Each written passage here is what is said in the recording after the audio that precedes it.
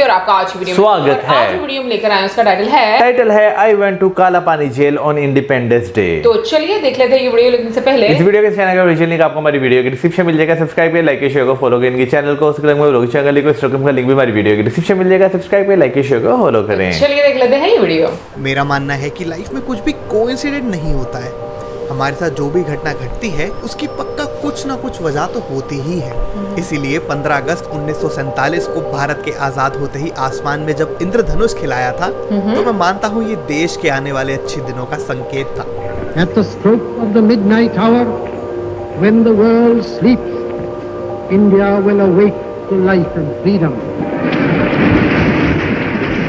अब ऐसा भी नहीं है कि पिछले 77 साल देश के लिए सारे ही सुनहरे बीते हैं।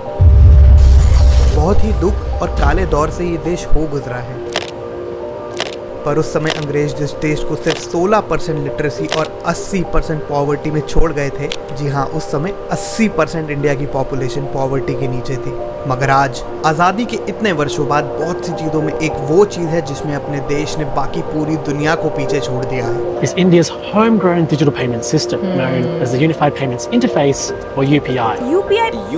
UPI. And UPI transactions have hit a record high in the month of May. Real time digital payment में से 40% भागीदारी भारत की है। इसलिए फिर जब स्केलर, जो कि एक टेक लर्निंग प्लेटफॉर्म है, जब वो मुझे चैलेंज करते हैं कि इस बार का इंडिपेंडेंस डे स्पेशल ट्रिप मुझे कैश नहीं बल्कि डिजिटल टेक्नोलॉजी यूज करके पूरा करना होगा, तो मैं ये खुशी खुशी एक्सेप्ट कर लेता हूँ। स्केलर को तो इंडियन डिजिटल टेक्नोलॉजी में इतना कॉन्फिडेंस है कि वो कहते हैं कि जिस भी स्टेट का नाम इस स्टेट पर आएगा मुझे वहां जाकर ये चैलेंज कंप्लीट करना होगा।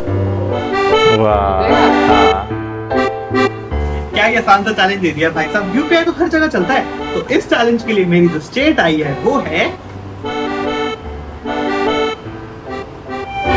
अंडमान निकोबार। इधर चैलेंज कैसे होगा भाई। इसलिए फिर यूपीआई से फ्लाइट टिकट बुक करके मैं निकल जाता हूँ। 498 यूपीआई हो जाएगा। फिर कैब वाले भाई को भी फट से यूपीआई कर देता हूँ। हर बार लेट कैसे होता है मेरे को समझ नहीं आता। पर खैर ऐसे यूपीआई कितनी है तो कमाल की चीज। 498 का बिल आया, अब 2 रुपए का चिल्लड़ का कोई टेंशन नहीं। सॉर्टेड मेरा पूरा ट्रिप ही हो जाता। मगर अभी मैं जा रहा हूँ वहाँ मैं आज से पहले कभी नहीं गया हूँ। जगह इतनी दूर है कि दिल्ली से डायरेक्ट वहाँ की फ्लाइट भी बड़ी मुश्किल से मिलती है। नहीं, मैं कोलकाता की बात थोड़ी कर रहा हूँ। अभी तो मुझे यहाँ से और आगे जाना है। तो अपना करीब 1 घंटा यहाँ कोलकाता एयरपोर्ट पे फोड़ने के बाद ये बात मैं श्योरिटी से कह सकता हूँ कि भाई रात में एयरपोर्ट से बोरिंग जगह कोई भी नहीं है। यहाँ पे जितने भी स्टॉल्स हैं 90% ऑफ देम बंद है। सुनसान देख रहे हो कितना है, ना लॉन्ज है, ना स्टॉल है, ना लोग हैं। करें तो क्या करें। एक काम करते हैं, क्योंकि मेरे पास अभी बहुत सारा टाइम है, तो तुम्हें एक बड़ी इंटरेस्टिंग कहानी सुनाता हूँ, आज़ादी की कहानी। देश को आज़ादी ऐसे ही नहीं मिल गई थी। इसके लिए कई वीर सेनानियों ने अपना खून बहा था। ऐसा ही एक किस्सा है काले पानी की सजा का। इसके बारे में आज ज़्यादा बातचीत नहीं होती है। ये एक ब्रिटिश टाइम का कॉलोनियल प्रिजन था, जहाँ जब कोई ब्रिटिश राज के खिलाफ आवाज़ उठाता उसको पकड़कर देश की कैपिटल से लगभग 3000 किलोमीटर दूर अंडमान के इस आइलैंड पर बनाई गई खास जेल में रखा जाता था। He was handcuffed and kept standing for 7 days because a note from another prisoner was found in his cell.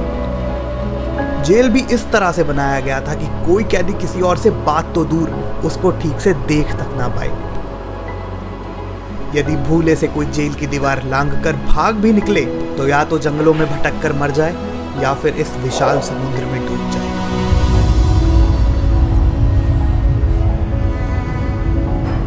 और मैं अभी जिस जगह पर आ पहुंचा हूं, यहीं पर स्थित है वो भयानक जेल जिसे काला पानी के नाम से जाना जाता था।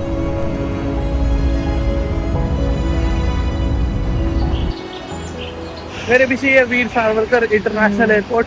सुबह के हुए 7:30 और मैं पहुंच गया हूँ पोर्ट ब्लेयर। एयरपोर्ट बन गया, ये ओपन अभी नहीं हुआ है, कुछ टाइम से स्टार्ट हो जाएगा। इंटरनेशनल एयरपोर्ट बन गया। यहाँ पे मतलब कि 3 कैटेगरी के मतलब यहाँ पे सेटल किया हुआ है। हाँ जी। सबसे पहला यहाँ पे 342 कैटेगरी होता है, जो जैसे यहाँ पे आज़ादी के बाद जितने सारे जो कैदी थे ना, हाँ जी, जो कैदी थे आज़ादी के बाद वो जो रह गए वो 342 कैटेगरी पे आता है। उसके बाद बहुत कम लोग थे ना, तो यहाँ पे अगर तो ऐसे थोड़ा कम लोग रहेंगे तो फिर कोई ना कोई कंट्री फिर इनको कब्जा कर लेगा। तो गवर्नमेंट ने क्या किया कि बहुत मतलब हर एक स्टेट से ऐसे लोगों को लाके यहाँ पे सेटल किया। तो सेटल किया 62 पे।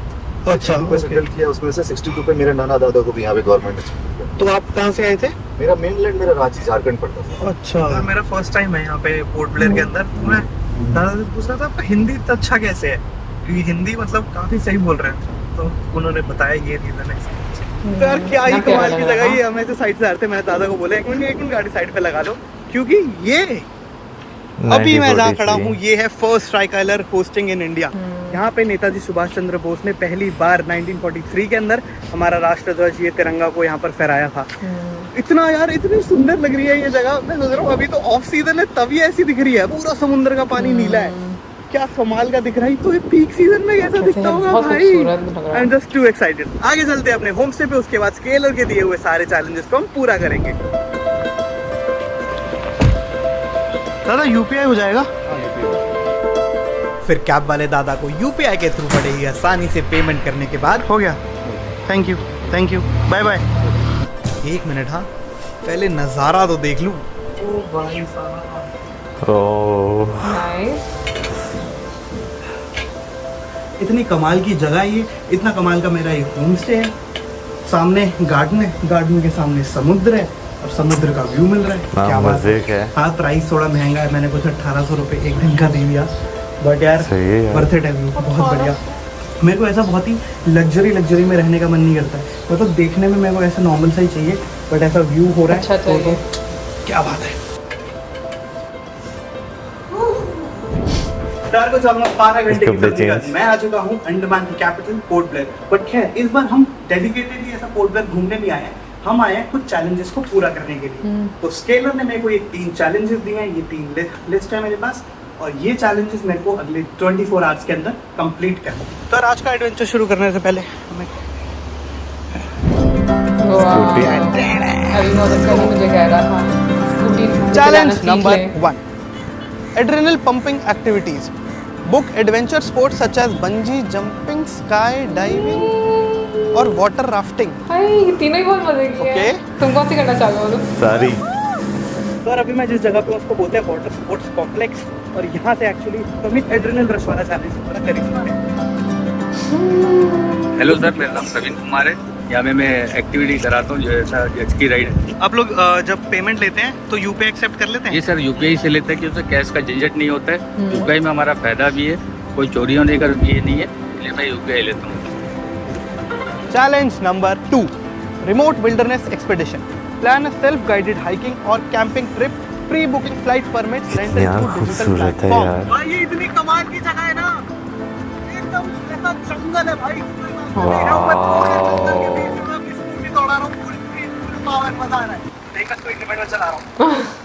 But you know, full enjoy.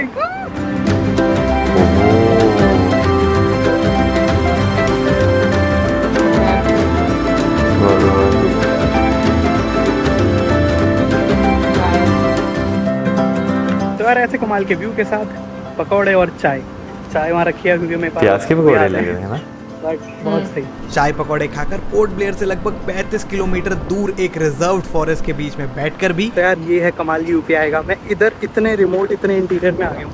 इसे तो बीच साइड हूँ, यहाँ पे छोटी सी 2 दुकानें हैं, बहुत अंदर आ गया हूँ, पर यहाँ पे यूपीआई एक्सेप्ट हो रहा है। यूपीआई यहाँ पे चल रहा है।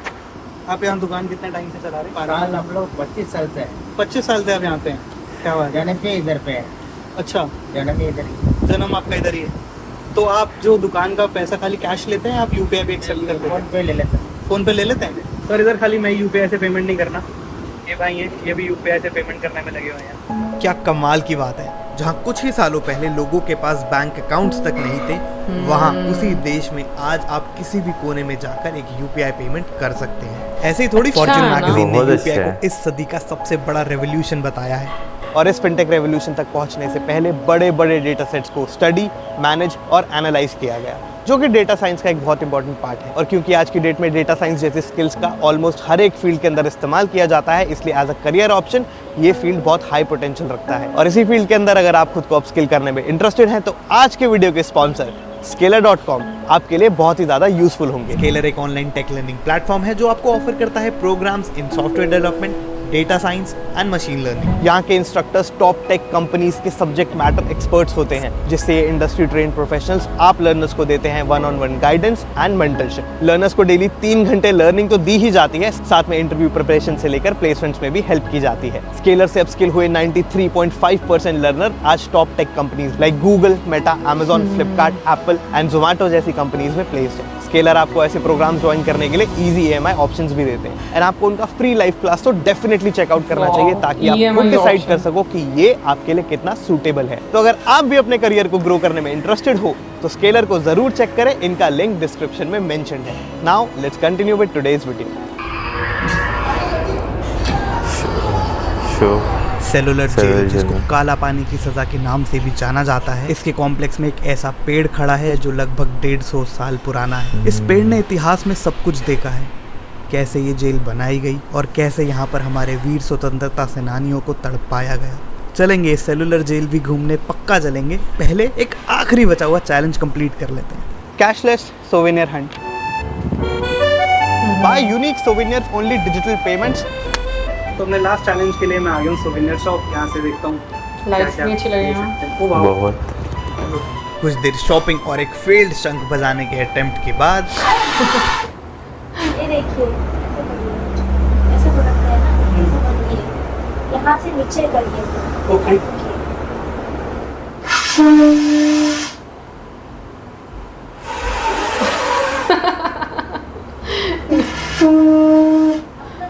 आपका लिप्स है ना, इसके अंदर डालिए और जैसा बैलून फूलाते हैं ना, सांस रोक कर।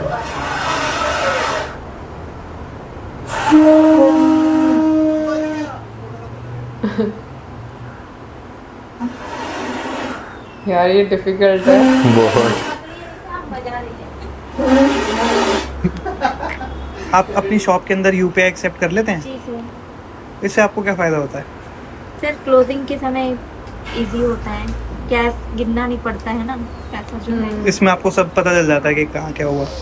ओके ठीक है, थैंक यू सो मच। मैं इसका आपको UPI कर देता हूँ। Thank you.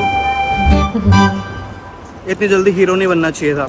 एक्चुअली यहाँ पर एंट्री के लिए एक टिकट लगती है 30 रुपए की, और जो एंट्री काउंटर है वो UPI एक्सेप्ट नहीं करते हैं, which is embarrassing for me, क्योंकि मैं अभी हीरो बन रहा था कि क्या ही चैलेंज दिया है। सेट बट यार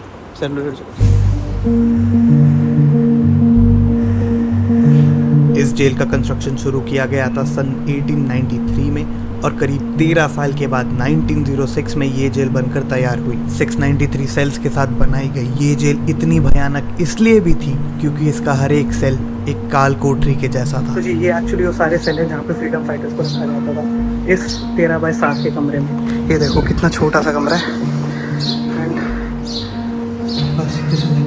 मतलब एक कमरे में एक ही आदमी को रखा जाता था और जेल डिजाइन भी इस तरह से किया गया था कि कोई किसी और को देख तक ना पाए। यार ये इस तरह से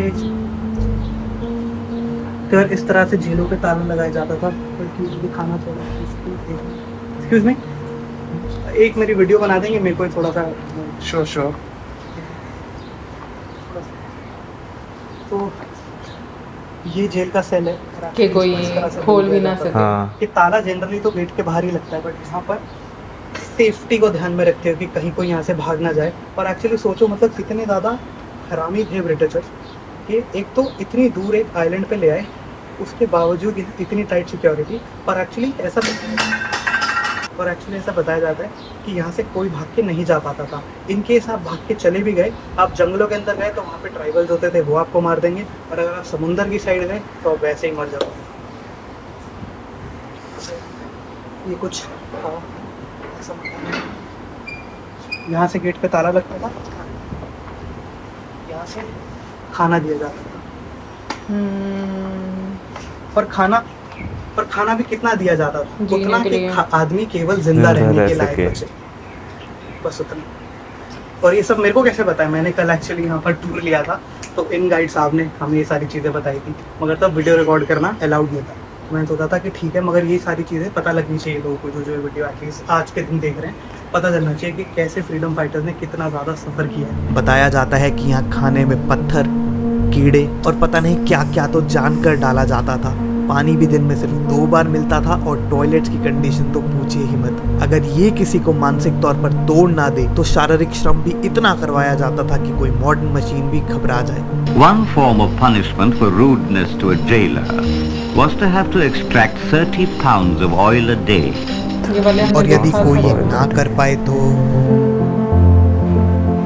ये देखिए नजर इतनी घटिया हालातों के बाद भी एक ऐसा सेल था जहां तब भी दीवारों पर आजादी के गीत लिखे जा रहे थे।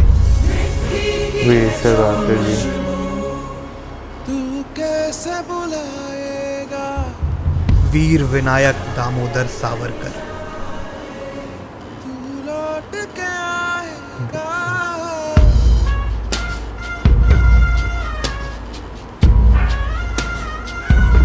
कुछ समय इन दीवारों के बीच बिताया तो ऐसा लगा मानो ये सारी पीड़ा की दास्तां ये दीवारें खुद बयान करने लगी हैं।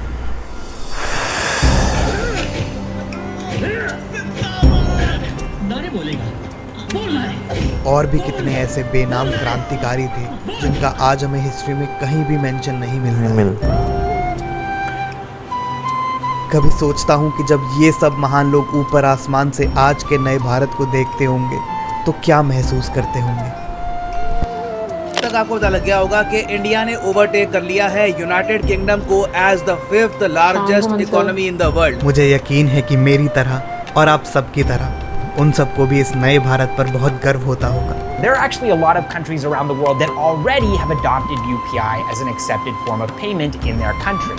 And these include Singapore, France, the UAE. हाँ, हमारे देश में चीजें अभी परफेक्ट नहीं है मगर एक डायरेक्शन मिल चुकी है और उस पर काम बहुत ही तेजी से हो रहा है। The most unprecedented transformation in the history of the free world is what India is going through today.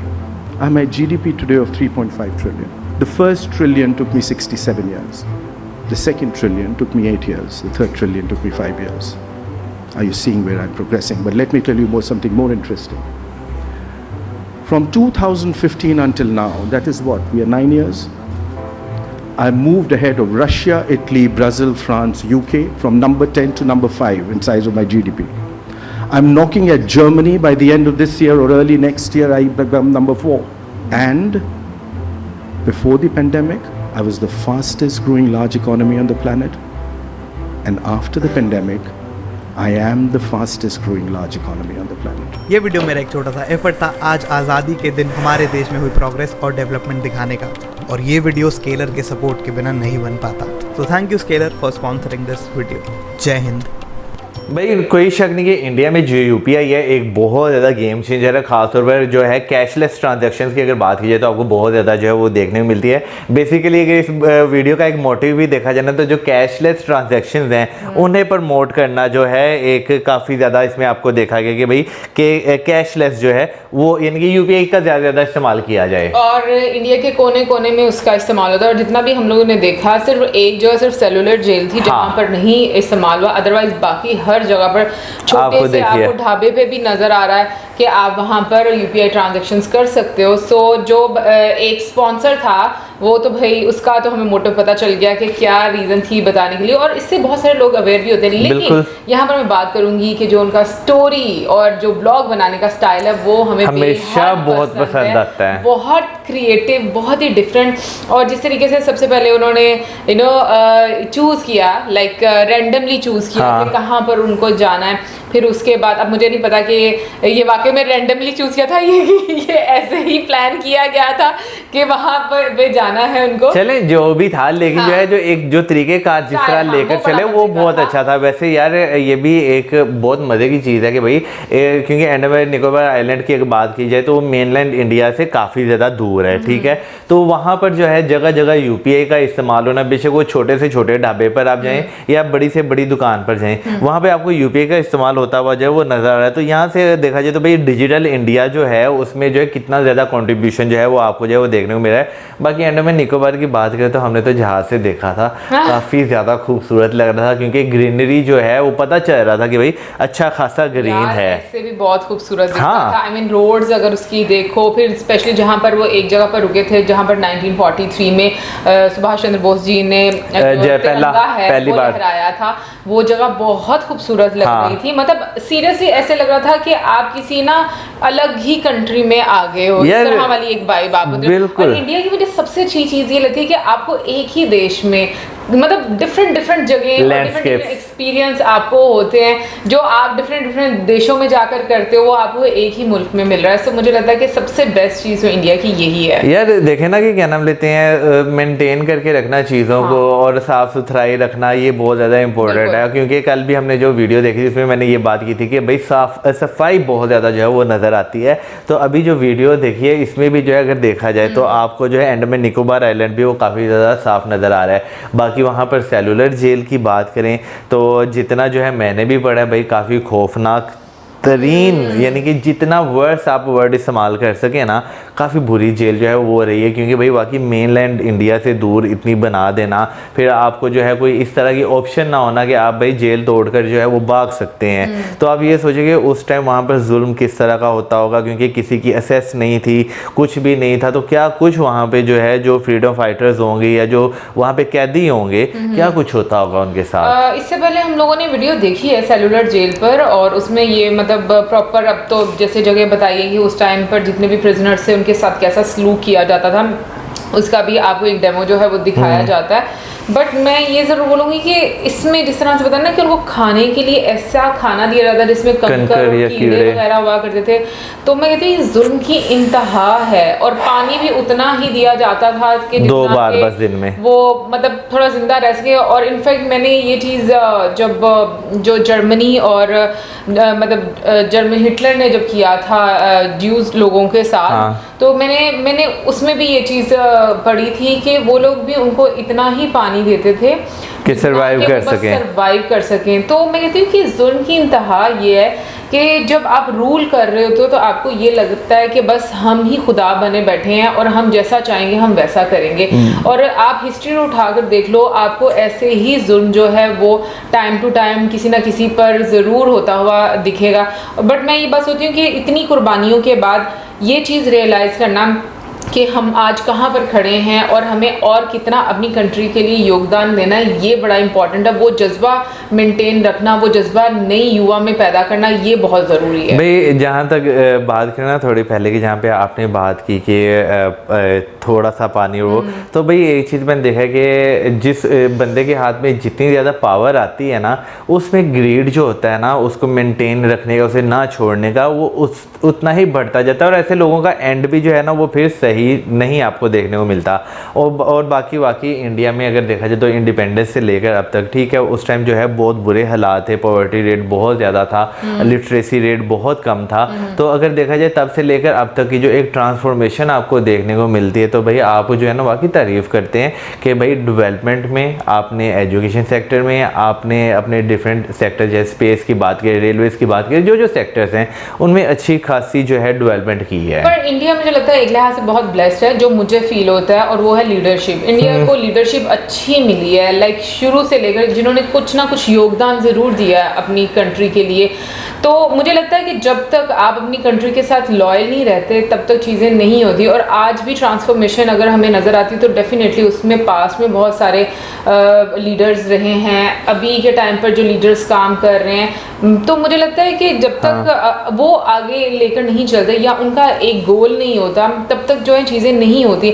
But जहाँ तक मौसम ने बात बोली कि एंड जो है वो बहुत बुरा होता है ऐसे लोगों का, मैं कभी भी सोचती हूँ ब्रिटिशर्स का क्या बुरा हुआ, लाइक वो यहाँ से निकल गए, यहाँ पर खोखला करके चले गए। तो मतलब अगर रिसेशन की बात करें अभी के टाइम में, हाँ मैं ये ज़रूर रिवेंज मानती हूँ कि लाइक जिस तरीके से इंडिया जो है, ईस्ट इंडिया कंपनी जो है वो इंडियंस ने ले ली, बड़े बड़ी अगर आप कंपनीज देखो उसके CEO आपको इंडियंस नज़र आते हैं, बड़े बड़े बिजनेस देखो वो एक रिवेंज अपनी तरफ से है। लेकिन जो हालत उन्होंने यहाँ पर हिंदुस्तान की थी या करके गए थे, जिस तरह से इंडस्ट्रीज तबाह कर दी थी, लोगों की ज़िंदगियाँ तबाह कर दी थी, उस लिहाज से देखा जाए तो मुझे लगता है कि ब्रिटिशर्स को कुछ खास उस तरह का नहीं फेस करना पड़ा। बिल्कुल, लेकिन क्योंकि देखें अगर जब ब्रिटिश जो है इंडिया छोड़ कर गया तो जो उस टाइम के जो प्राइम मिनिस्टर थे आई गेस विंस्टन चर्चिल, उनके अल्फाज थे कि वो लॉर्ड माउंटबेटन के लिए कि इंडिया जो है इसने हमारे हाथ से निकाल दिया, ठीक है।